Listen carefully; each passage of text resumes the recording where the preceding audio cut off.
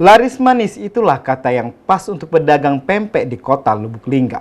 Pasalnya di bulan suci Ramadan, pedagang pempek dalam sehari mampu mengantongi untung hingga 1 juta rupiah dari berjualan pempek. Bulan Ramadan tidak lengkap tanpa kehadiran makanan yang khas di setiap daerah. Di kota Lubuk Linggau sendiri, salah satu makanan yang paling banyak dijual oleh pedagang khususnya di bulan Ramadan yakni pempek atau makanan olahan ikan misalnya.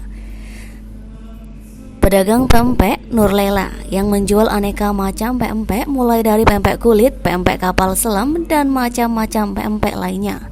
Nurlela mengaku selama bulan Ramadan, omset yang diraihnya dalam sehari lebih dari 1 juta rupiah. Ibu jualan apa baik? Ada pempek, ada ini lengkap, kulit, sebu ada juga sebuahnya kan. Dari berbagai jenis yang ibu jual ini mana yang paling laku, Bu? Kalau sih pempek dari esnya langsung. Ngapo kira-kira menurut ibu ngapo pempek ini bisa laku nian? Karena banyak yang minat cuma. Kalau yang kurang diminati pempek apa, Bu? Atau jenis makanan apa? Ini sih rujak kayaknya. Rujak mie.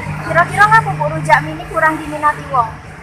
Tidak tahu juga sih, karena udah ini kan, tidak tahu juga sih, Bu, menggalak beli kan.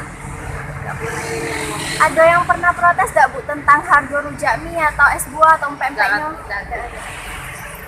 Omset per hari kalau di bulan Ramadan berapa, Bu? Hampir kadang tuh 1 juta. Aman baru ini tadi itu kan sekitar 800-an 700. Tim Liputan Silam Pari TV.